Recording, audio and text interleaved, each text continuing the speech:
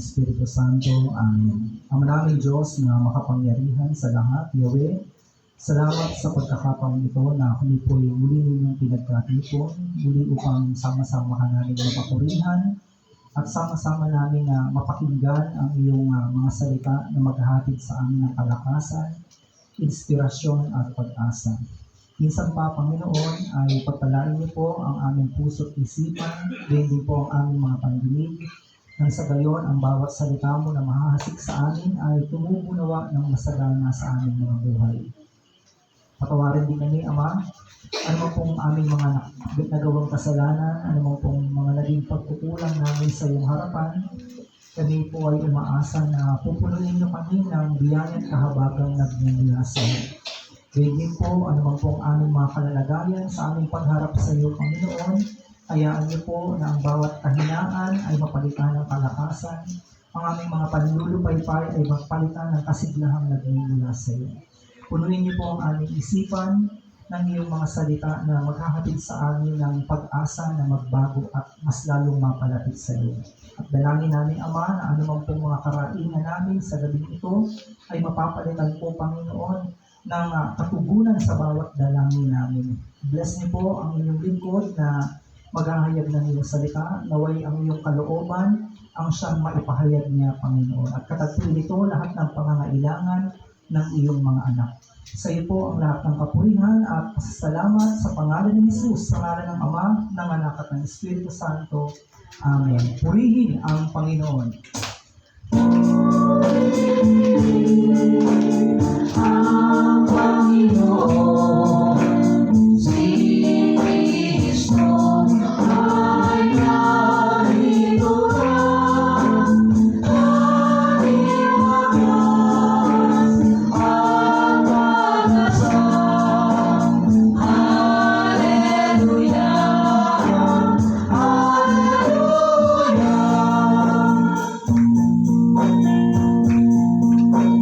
Purihin ang Panginoon.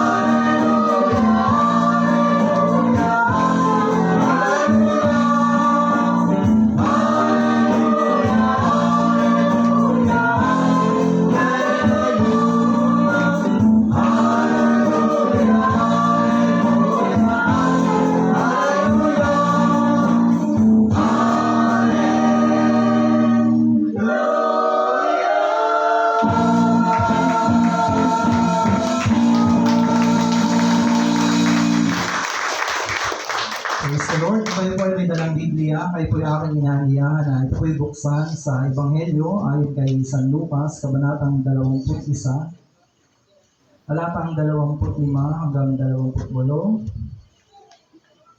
patalon po ng 34 hanggang 36. Let's take our reading according to the Gospel of St. Luke, chapter 21, verse 25 to 36. Magkakaroon ng mga palatandaan sa araw, sa buwan at sa mga bituin. Sa lupa, ang mga bansa ay masisindak at malilito dahil sa ugong at mga daluyong ng dagat. Ang mga tao ay hihimatayin sa takot dahil sa pag-iisip sa mga kapahamakang darating sa sanlibutan, sapagkat mayayanig ang mga kapangyarihan sa langit. Sa panahong iyon, makikita nilang anak ng taong dumarating na nasa alapaap at may kapangyarihan at dakilang karangalan. Kapag nagsimula ng mangyari ang mga ito, tumayo kayo tumingala sapagkat malapit na ang pagliligtas sa inyo. Mag-ingat kayo na huwag kayong malulong sa labis na pagsasaya, paglalasing at matuon ang inyong pag-iisip sa mga alalahanin sa buhay na ito.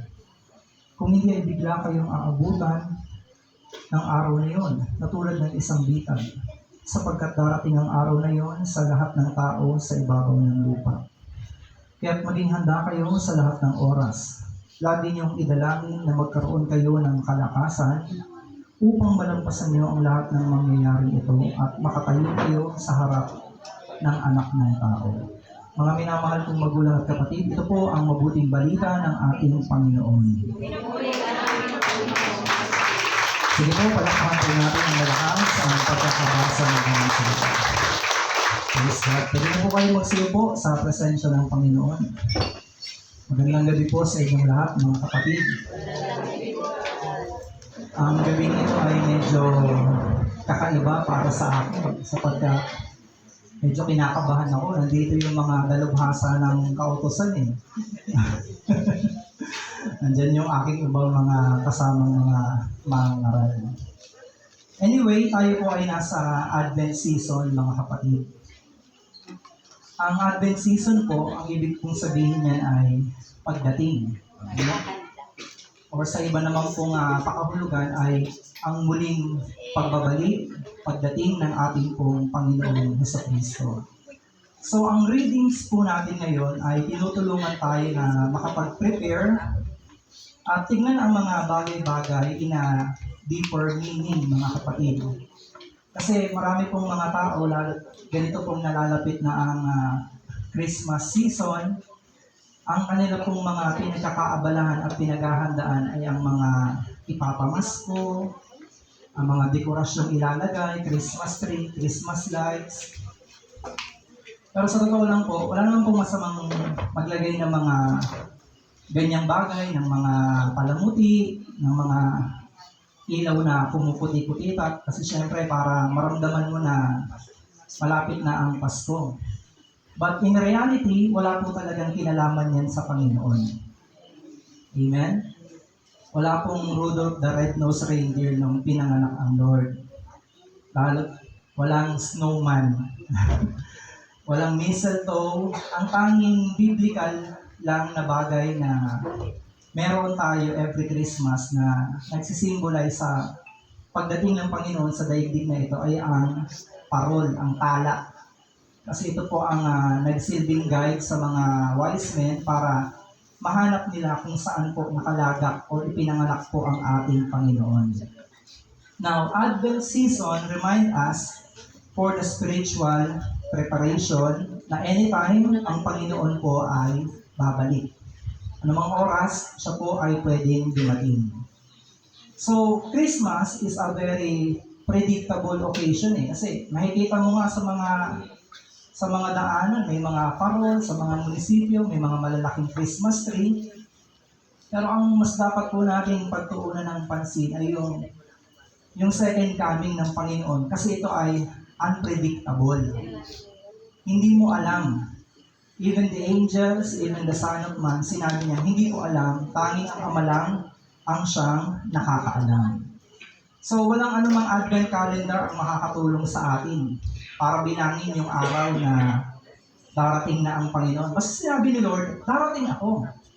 Pero hindi niyo alam kung kailan. Kaya nga, dapat maging watchful at maging vigilant ang bawat isa. Now, meron pong mga hints or sign na sinabi po ang Panginoon. Yun yung tanging makakatulong sa atin para kahit papaano magkaroon tayo ng spiritual preparation na darating po talaga ang Panginoon. So, sa ating pong readings, meron pong mga binanggit ang Lord. Pero, tingnan po natin in a general reading kasi po dumating na si Lord at darating ulit. Meron pong mga palatandaan na ipinakita sa mga Hudyo at hindi lang po sa mga Jewish people, kundi sa lahat ng tao na ang Panginoon dumating na at muling darating pa. So ano po yung first sign na naitala sa Gospel of Luke, mga kapatid? First of all is the announcement of the angel. Ang unang nakaalam na ang Panginoon ay dumating na sa sanlibutan ito, sa daigdig na ito, ay mga pastol, mga ordinaryong tao. Amen? Hindi po ito nalaman ng mga mayayaman, ng mga makapangyarihang tao, kundi ito po ay inihayag sa mga ordinaryong tao na meron pong ordinaryong mga hanap buhay. Ang shepherding po, hindi naman po talaga yan yung marangal na paghahanap buhay. In fact, ang mga magulang, hindi nila pinangarap sa kanilang mga anak na maging pastol kasi nga, masyadong mahirap na trabaho yun. Pero sa mga ganitong klase ng tao, in-announce na ang tagapagligtas ay dumating na at isinilang. Sabi po ng Luke chapter 2 verse 8, up to the following verse, doon ay may mga pastol na nasa parang at nagbabantay ng kanilang mga tupa ng gabing yun. Tumayo sa harapan nila ang isang anghel ng Panginoon at nagliwanag sa kapaligiran nila ang kaluwalhatian ng Panginoon. Ganun na lamang ang kanilang pagkatakot.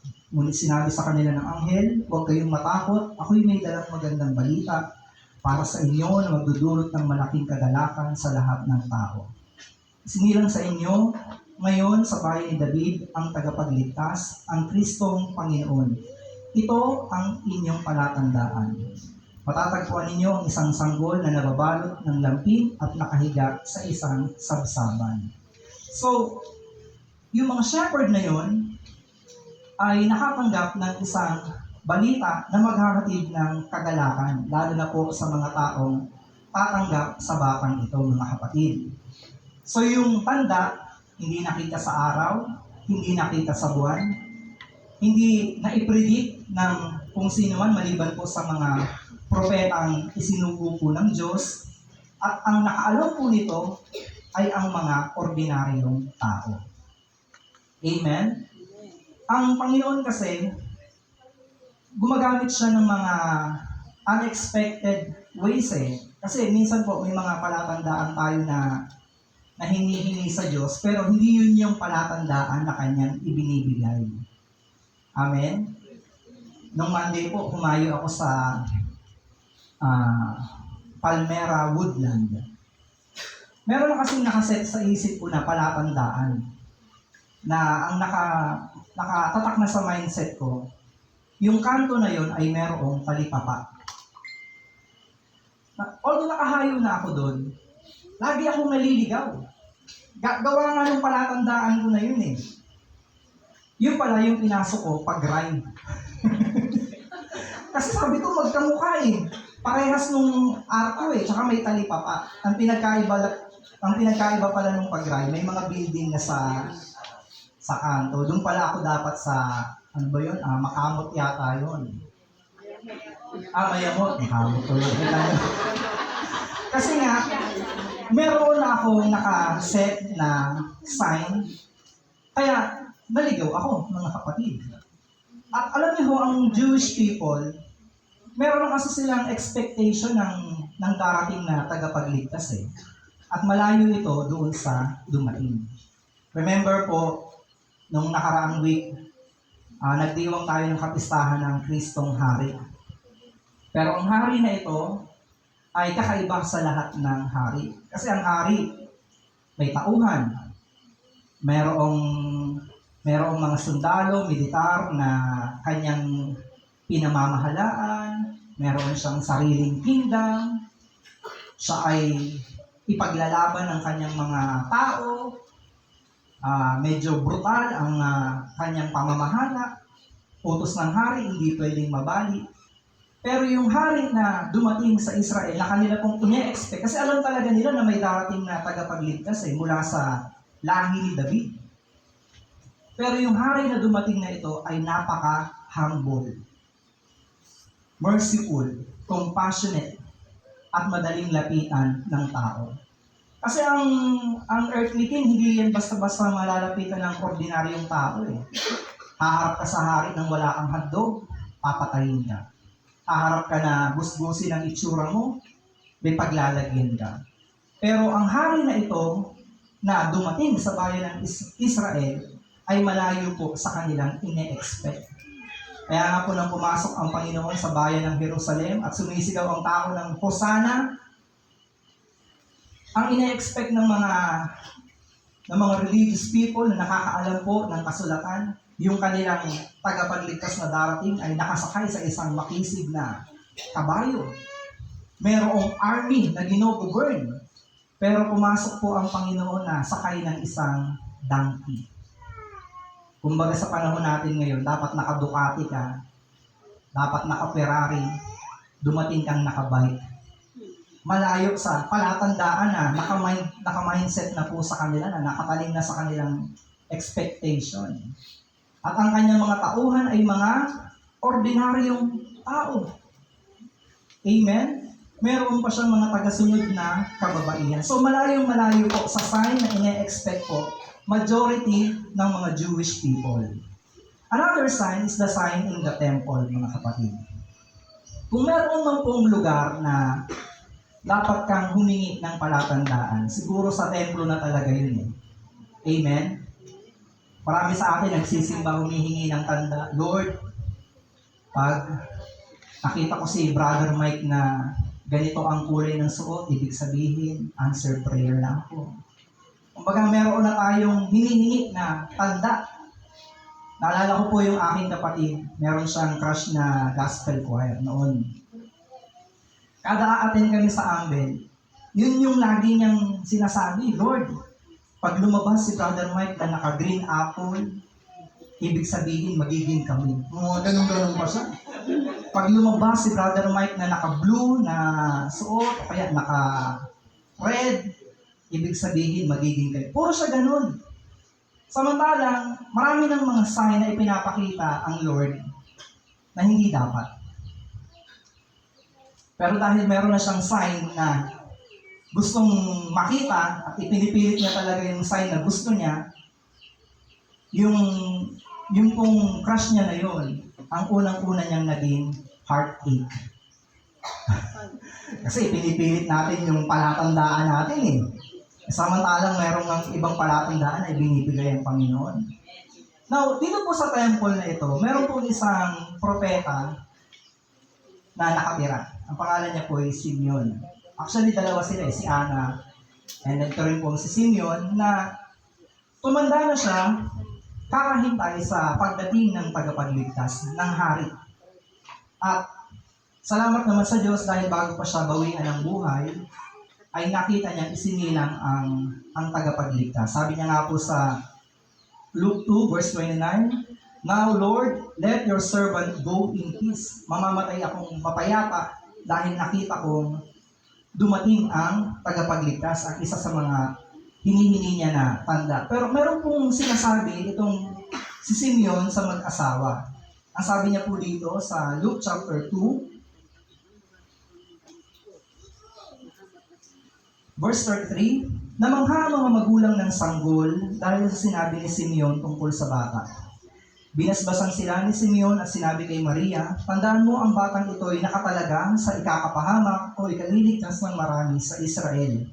Siya ang magiging tanda mula sa Diyos, ngunit tutuligsain siya ng marami. So ito yung tanda na mula sa Diyos. Siya yung magiging sign ng ikaliligtas at ikakapahamak ng marami. Bakit po sinabi ni Simeon yung bagay na yun? Ikaliligtas dahil ang Ang misyon nga ng Panginoon ay iligtas ang sangkatauhan eh. Pero, depende po yun kung tatanggapin ng mga taong mananampalataya sa Kanya. Amen?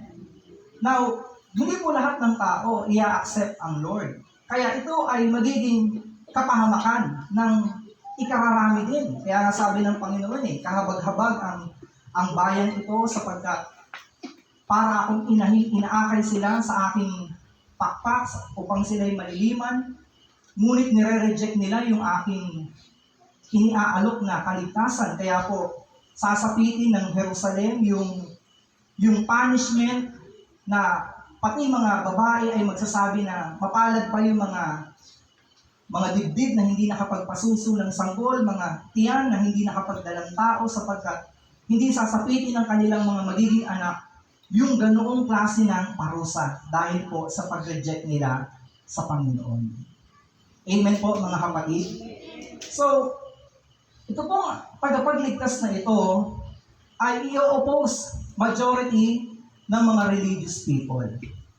Bakit po? Kagaya ng sinabi ko sa inyo kanina, dahil meron na silang palatandaan na itinanim sa kanilang isipan na dapat ang tagapagligtas ay ganito, dapat ang tagapagligtas ay ganyan. Pero ang Lord po ay dumating sa kanilang harapan na iba yung manner, iba yung ipinapakita. He ate with the wrong people, kumain siyang kasama ng mga makasalanan, nagpagaling siya sa araw na hindi dapat nagpapagaling, sa Sabbath law, sa Sabbath day.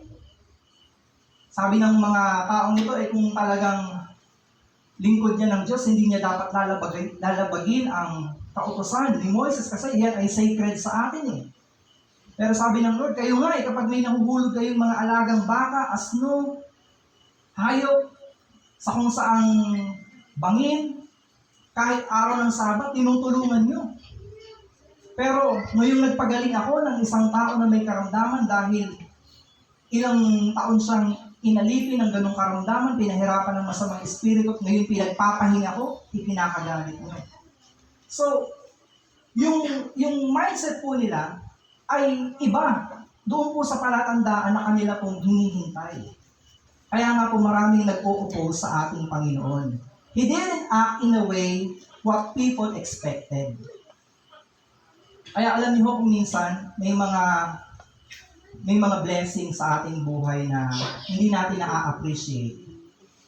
Kasi po, iba yung ine-expect natin na dumating. Iba rin yung pamamaraan ng Lord na kanyang ginawa. Kaya hindi natin ito namamalayan na minsan pala tinugon na tayo. Amen, mga kapatid?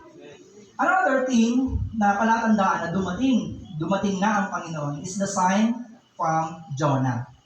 Sabi po ng Lord, nung siya po ay ino-oppose na ng mga taong nakapaligid sa Kanya, magpakita ka ng palatandaan para maniwala kami na galing ka sa Ama. Kasi nga, nagdududa sila sa background ng Panginoon kasi sinasabi ng Lord na sinugo siya ng Ama. Samantalang ang mindset ng mga tao, paano sinugo ka ng Ama? Kilala namin ang Ama mo. Si Joseph. Questionable pa nga yun Kasi ang lagi nilang tawag sa Panginoon ay anak ni Maria na which is insult sa kanyang identity. Kasi kapag tinawag kang anak ni Maria o nakapangalan sa nanay mo, ibig sabihin lang po nun, sure kami nanay mo si Mary. Hindi kami sure kung tatay mo si Joseph. Parang ganun po yung kanilang ipinapahiwatig. Kaya madalas sinasabihan nila ang Lord na hindi kami anak sa labas. Kilala namin ang aming Ama. Kaya sabi ng Lord, kung kilala niyo ang Ama niyo, dapat sana hindi niyo ako papatayin. Wala, gusto niyo akong patayin. Amen? Kaya, sa lahing ito na masama, ay walang ibang ipapakitang tanda maliban sa palatandaang nagmula kay Jonah. Amen? Sabi po sa Luke 11:29-30, this generation is an evil generation. It asks for a sign, but no sign will be given to it except the sign of Jonah. For just as Jonah became a sign to the people of Nineveh, the Son of Man will be to this generation. So, bakit sinabi ng Lord na walang ibang tanda na ibibigay sa bayang ito, sa lahing ito, maliban sa tanda na nagmula kay Jonah. Ito po kasing si Jonas ay mayroong misyon. Ang misyon niya ay magbigay ng warning sa mga Ninevites, sa mga taga-Ninive. Ang mga Ninevites po, mga kapatid, ay mga wicked people. Meron po akong nabasa na kapag ang mga taong ito ay nakakahuli ng mga foreigner ang hindi nila kalahi, ginagawa nila itong patibong o bitag sa mga hayop na gusto nilang hulihin. Halimbawa, nakahuli sila ng ibang lahi. Ang ginagawa po ng mga Ninevites, inililibing nila yung katawan ng tao sa ilalim ng lupa ng patayo na nakalitaw ang ulo. Grabe yan, parang ginawang kabuti. Ganon sila magparusa. Ganon nila gamitin yung tao bilang bitag sa mga oso, sa mga leon, at sa mga mababangis na hayop. Kaya si Jonas po ay galit na galit sa lahing ito. Gusto niya talaga itong maparusahan ng Diyos. Ang problema, alam ng prophet na ito na ang Diyos na si Yahweh ay Diyos na mapagpatawad sa mga taong talagang nagsisisi sa kanilang kasalanan. Alam niya papatawarin ni Yahweh. Ang ginawa niya, hindi siya pumunta ng Ninive. Sa ibang lugar siya sumakay, sa ibang biyahe siya pumunta. Ngayon, hindi niya naman pwedeng takasan ng Diyos. Umalis ng mahinahon, mapayapa ang barko na kanyang sinasakyan. Pagdating sa kalagitnaan, biglang kakaiba na yung hampas ng alon. Aggressive na, talagang gusto silang lubugin. Sabi ng mga nakasakay doon, no? Parang may kasama tayong may balat sa puwet, ah. Parang may isang malas dito talaga. Kasi bakit? Lahat ng kanilang mga kargamento na itapon na sa dagat. Pati kanilang mga Diyos-Diyosan na kanilang bitbit tinapon na nila. Pero hindi pa rin kumakalma yung alon. Hanggang nagpresenta na si Jonas. Ako ang may dahilan. Itapon niya ako sa dagat at tatahimik ang alon. Lalong nahipakutan ngayon yung mga kasama niya. Kasi sabi nila, baka lalong magalit ang Diyos mo kapag ginawa namin yun. Hindi, akong bahala. Tapon niyo na ako, tatahimik ang dagat. At sinunod nga nila. Pagkatapon sa kanya, biglang merong malaking isda. Sabi nila, sperm whale ang lumunok kay Jonah at nanatili siya sa tiyan ito ng 3 araw. Na nagsisimbolize sa pagkamatay at paglilibing hanggang sa muling pagkabuhay ng ating Panginoon. Amen po, mga kapatid. So yung palatandaan na ito sa kamatayan na sasapitin ng ating Panginoon sa kanyang pagdurusa, yun yung way niya para isalvage, iligtas ang sangkatauhan. Hindi sa brutal na pamamaraan na ipaglaban niya yung kanyang mga tauhan. Tama na yung isang buhay lang ang siyang magbayad. Total, dugo niya lang naman talaga ang tatanggapin. Kasi ito yung walang bahid ng kasalanan. Amen, mga kapatid?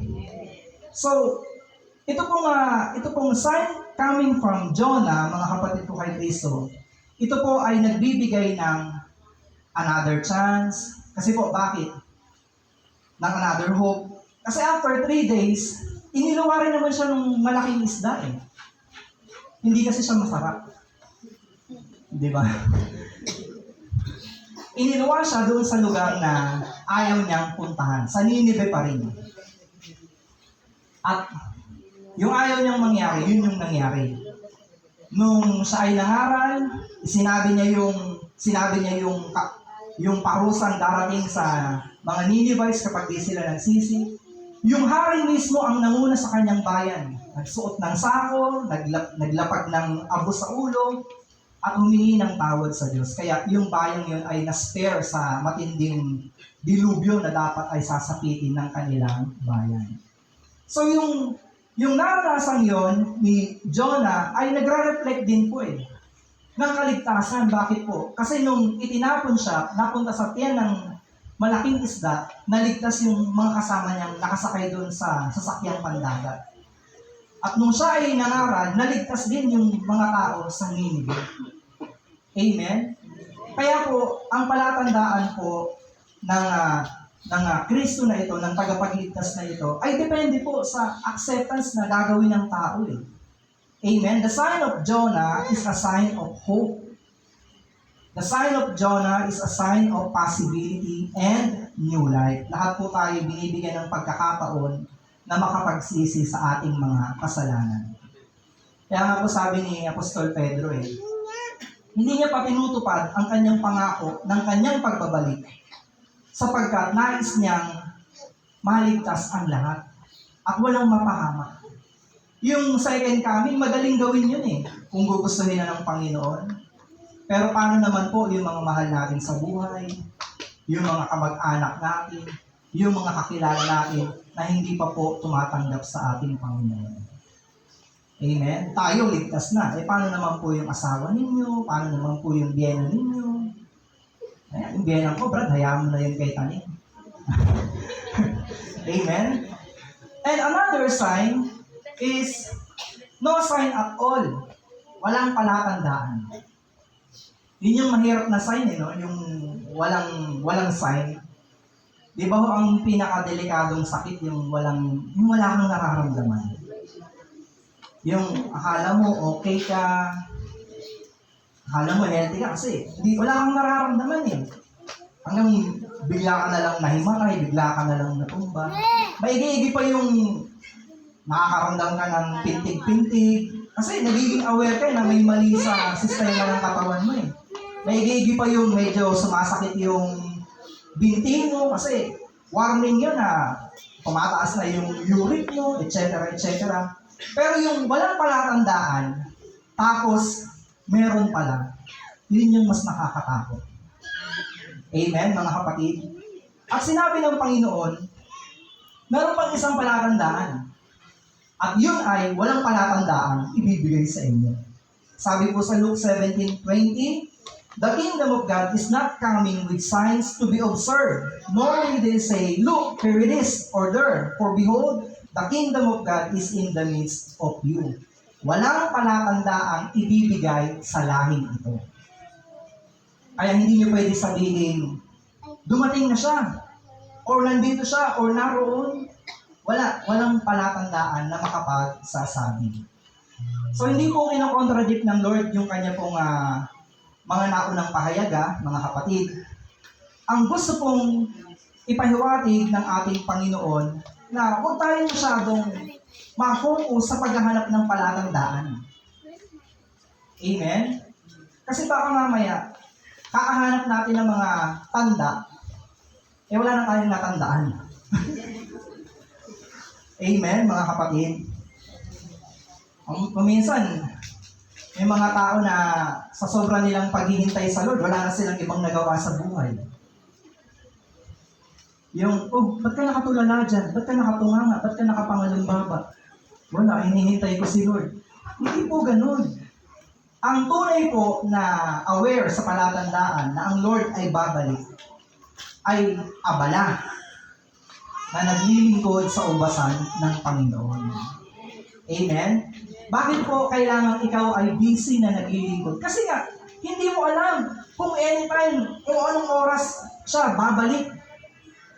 Baka mamaya, datnan kang natutulog, baka mamaya, bigla kang datnang nagpa-backslide ka na. Hindi mo alam Kaya nga po, maging po tayo, mapagbantay po sa ating mga sarili. Amen?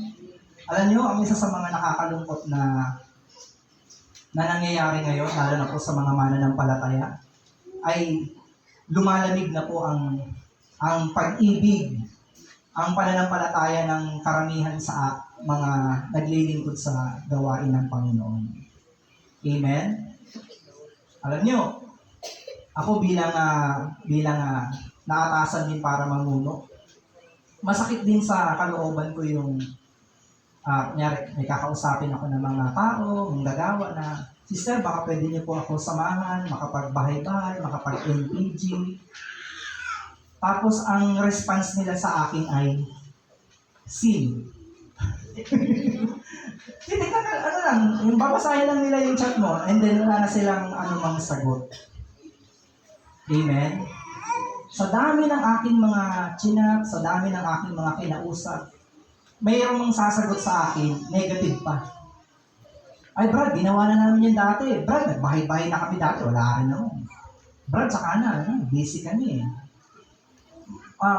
Mostly ganun, mga kapatid.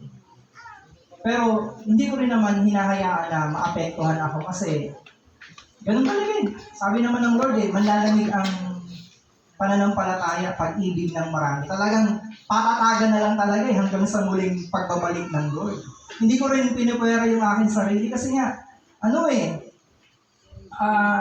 lahat tayo dumaranas ng ganoong mga pangyayari sa buhay. Parang minsan nadadala ka ng mga alalahanin. Kaya nga, sabi ng Lord sabi niya doon sa verse 34, mag-ingat kayo na huwag kayong malulong sa labis na pagsasaya, paglalasing, at matuon ang inyong pag-iisip sa mga alalahanin sa buhay na ito. Kahit ako, tinamaan din ako sa verse na to, mga kapatid, kasi nung mga nakaraan, nag-a-apply na ako ng pag-joyride, ng lalamove. Totoo. Kasi may anak na rin ako, may pamilya akong binubuhay. Halimbawa, ang hayo ko ay isa o dalawa. Kunyari, ang hayo ko ay Friday. Alam nga namang Friday pa kami kakain. Kailangan ko nang dumiskarte. Mga kapatid, hindi mo naman pwedeng hingin sa gawain ang iyong pangangailan. Alam nga namang magparinig ako na, alam niyo po mga kapatid, wala pa kaming pambayad sa tubig. Ang pangit naman yata yun. Ay alam niyo, yung mga nakaraang buwan, sabi ko kay Lord, bigyan niyo naman po ako ng trabaho. Kasi may iba akong kasamahan na umi-extra sila naglalala mo, di ba, nagti-teacher. May hanap buhay naman po ako yung parang kailangan ng washing machine. Kaso, Sabado-Linggo lang malakas. Siyempre may limang araw pa di ba? Kaya ang prayer ko ng Lord, bigyan niyo naman po ako ng ibang trabaho. Kasi yung asawa ko, dumarating na sa time na para bang hindi niya naman sinasabi directly sa akin, pero parang gano'n na rin, na maghanap ka na ng trabaho, parang gano'n. Although hindi niya sinasabing gano'n, pero ramdam kong gano'n na. Kasi syempre, akala ko kasi dati, pag nakapanganak na yung asawa mo, yun na yun, hindi pala. Yun pala, nagkakasakit, nakakapangutang kami ng lalo na yung anak ko nung nakaraan, nagkasakit siya. Ang bill na binayaran namin ay 51,000. Talaga, mga kapatid. Kaya nung nagkasakit din yung bunso ko, after nung panganay ko, yung bunso ko naman nagkasakit, talagang matindi ang pray-over na Kasi wala na kami pang hospital Tsaka di pa namin nababayaran yung nahiraman namin Hihiram na naman kami. Talagang, Lord, bigyan niyo po ako ng trabaho.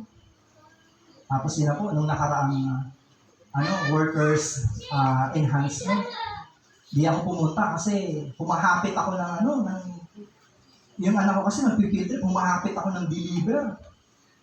Yun pala, pinatawagan ako ng aking kasamahan. Ginawa pala akong DIC na naman. Sabi ko, Diyos ko Lord, sabi ko, trabaho, binigay mo sa akin, another trabaho na naman. Ibig sabihin, na-realize ko rin, kasi nga, na ako parang nagda-doubt na rin ako sa tutuloy pa ba ako?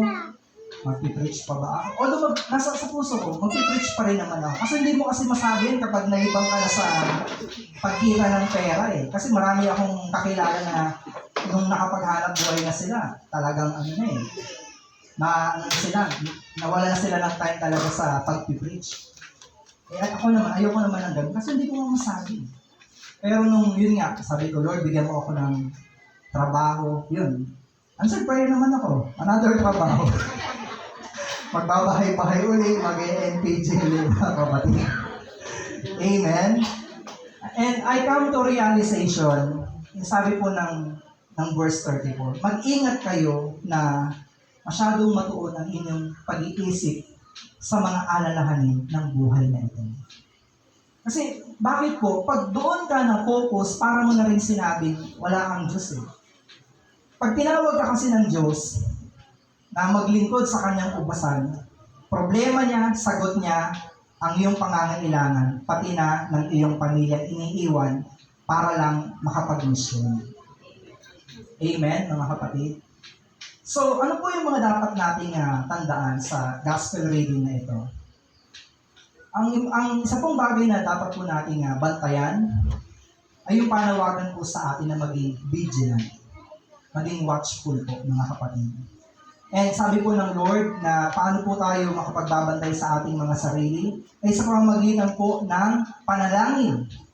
Sabi po dito, maging handa kayo sa lahat ng oras. Lagi niyong idalangin na magkaroon kayo ng lakas upang malampasan niyo ang lahat ng mangyayaring ito. So, we must pray for the strength. Isipin niyo kung gaano tayo iningatan ng Lord sa sunod-sunod na bagyo na dumating. Yung iba, super typhoon pa. Pero, kita nyo naman, hanggang ngayon, nandito pa rin tayo. Doon mo ma-appreciate yung pag-iingat ng Diyos sa atin eh. Hindi mo kailangan ipag-pray na mawala yung bagyo eh. Ang kailangan mong ipag-pray is spare ka, iligtas ka ng Diyos sa mga bagyong darating. Hindi lang bagyong literal, kundi yung mga bagyo na susubok sa ating pananampalataya. Naaagaw ng ating pong atensyon sa paglilingkod. Yung magumo ng ating isip sa labis na pagsasaya. Amen? Kasi ganun po nung panahon ni Noah eh. Nung panahon ni Noah, nagpipreach siya for almost 100 years. Mga kapatid, for almost 103 years, walang nakinig sa kanya. Ang mga tao noon ay nagpapakasal, nag-aasawa, nag-iinuman, nagpapakasaya. Abala sila sa kanilang mga agenda sa buhay hanggang biglang dumating ang malaking kapahamakan.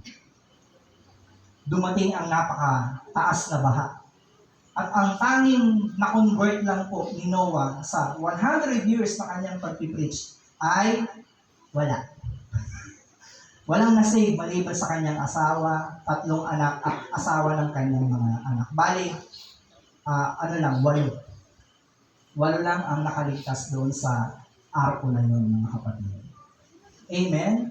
So, huwag po natin masyadong i-focus yung ating sarili sa pagpapayaman. Kasi hindi mo alam kung yayaman ka talaga eh. May mga tao talaga itinakda ng Diyos yumaman eh. Meron namang hindi talaga. Amen? Mamaya, masyado mong punersa yung sarili mo sa pagkita ng pera, pagpapayaman, pagpapatayo ng malaking bahay. Tapos, di ka nagpapahinga, na-stroke ka ngayon.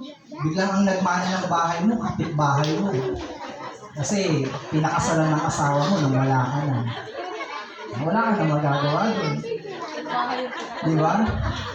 Kapitbahay nga kami, mga kapatid eh. Kapitbahay kami. Ano siya? Navy? Navy yata siya or Army. Basta nag-retired na siya. Lahat ng kanyang ipon sa kanyang pagsusundalo ay ipinampagawa niya ng malaking bahay hanggang 4 na palapag. Alam niyo, may anak siyang babae, kaisa-isa. Nag-asawa ng kapitbahay niyang tambay. Ayun, yun ang nagmana ng kanyang bahay. Hindi mo alam eh, di ba ho? Minsan yung mga pagpapagal natin ay mauuwi lang pala sa mula.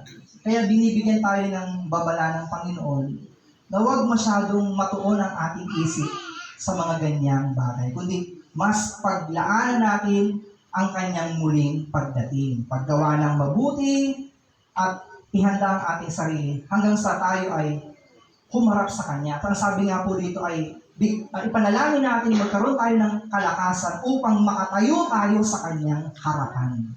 Amen, mga kapatid? So ano pa po mga kapatid? Be prepared, stay vigilant, and prioritize righteousness. Magpakabuti na po tayo. Magpakabait habang tumatagal, pabait tayo ng pabait.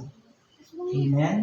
Nang sa gayon, sa pagharap natin sa ating Panginoon, wala siyang kapintasan makikita sa atin. Pag tayo po ay nagsulit na sa Kanya, walang anumang negative report na ihaharap laban sa atin.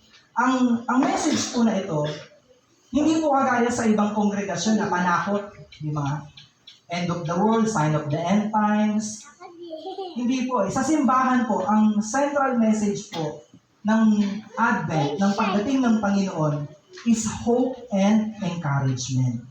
Na sa kabila po ng mga palatandaan na hindi magbibigay ng liwanag ang buwan, hindi isisinag ang araw, malalaglag ang mga kapangyarihan sa langit, ang mga bituin, sa kabila ng lahat ng mga nakakatakot na pangyayaring yun, ay meron tayong pag-asa na babalik ang Panginoon upang tayo ay Kanyang iligtas.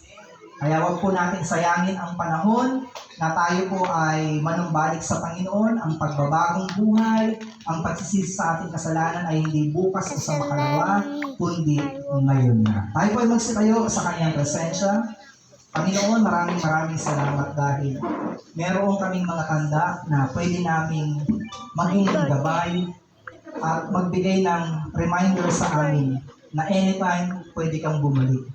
Hayaan niyo po na sa iyong muling pagbabalik, madatnan mo kaming tapat pa rin na naglilingkod sa iyong upasan.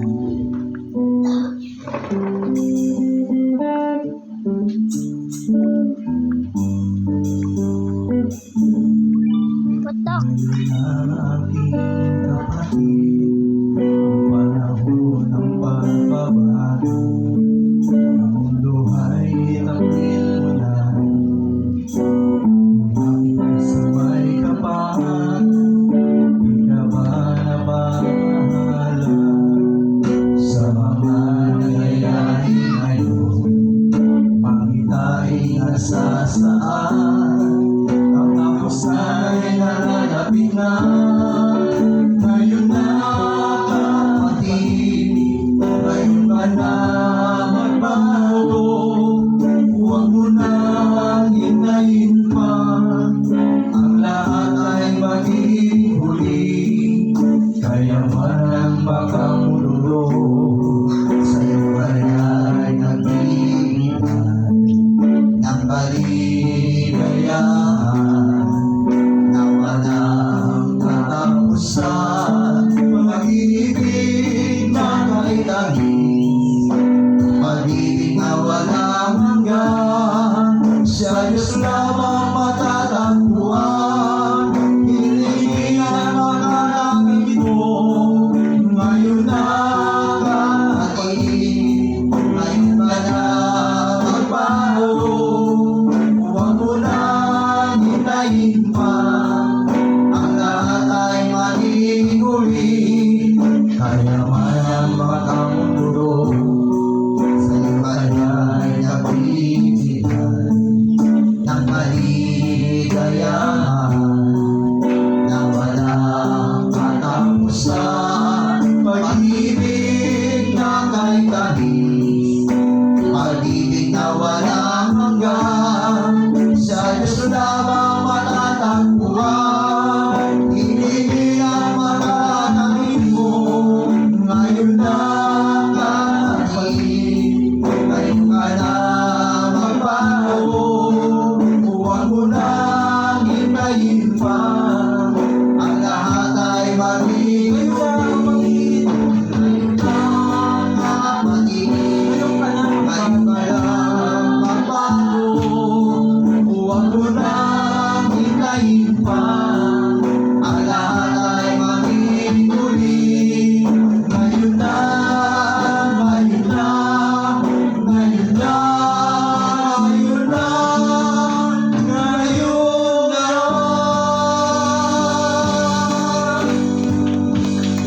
Salamat po, Panginoon, sa mensaheng nag-aangkin ng pag-asa, inspirasyon at paalala sa amin na hindi po pala kami dapat maging masyadong kampante.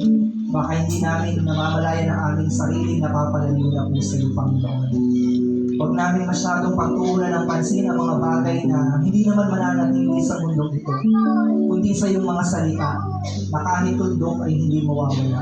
At ang pangako mo, Panginoon, na muli kang babalik, nataglay ang kapangyarihan at nakasakay sa ulap, at higit sa lahat, may pag-asang kami po ay maliligtas. Salamat po, Panginoon, sa mensaheng ito. Pagpalain niyo po ang lahat ng dumalot, nakapakinig, Nawa, Panginoon, ito po, kapag nakikita na namin ang mga palatandaan sa paligid, ang mga daluyan ng dagat, ang paglalaban-laban ng mga bansa, ang mga salot na dumarating, ang mga kabila, ang mga pagkamatay sa aming paligid, sabi po sa iyong salita, libu-libong taong ang nakahandusay ang aming makikita, ngunit ang talampakan namin ay hindi mo hahayaang magalusan, Panginoon.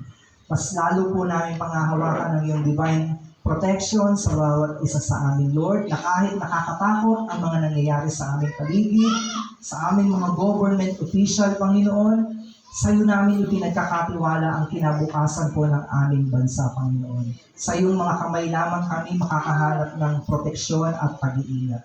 Kaya Lord, patuloy niyo pong patatagin ang faith ng bawat isa sa amin.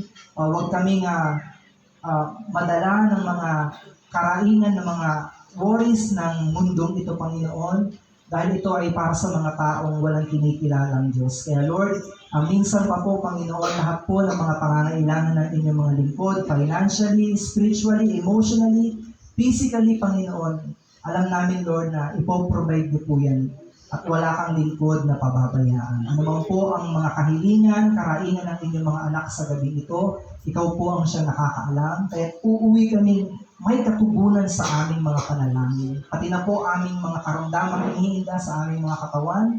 Hayaan niyo po ng iyong mapaghimalang kamay ay abutin ang bawat isa sa amin at dumaloy ang kalakasan, himala at pagpapagaling sa pangalan ni Jesus. Anumang mga bukol, mga bara sa ugat ay lusawin ng iyong kapangyarihan in the mighty name of Jesus. At ang mga kapatid namin na mayroong panlalamig, muli ay abutin niyo ng iyong himala, ng iyong kamay, Panginoon, at ipaalala sa kanya kung paano mo siyang tinawag sa ubasan ito. At Lord, lahat po ng mga magkakaloob, anumang po ang kanilang makayanang ihandog, ito po ang siyang bahalang magbalik ng siksik ligbig at umaapaw na biyaya sa kanilang mga buhay. Pagpalain ang inyong mga awit, manunugtog, at mga manggagawa sa lugar na ito, ilayo sila sa lahat ng uri ng sakit at karamdaman, ilayo sila sa mga kapahamakan, gayon din po ang kanilang mga mahal sa buhay. Kami po'y uuwi na answered prayer na, in the mighty name of Jesus, Amen and Amen. Sa ngalan ng Ama, ng Anak at ng Espiritu Santo, Amen. Pagpalain po tayong lahat ni Yahweh El Shaddai.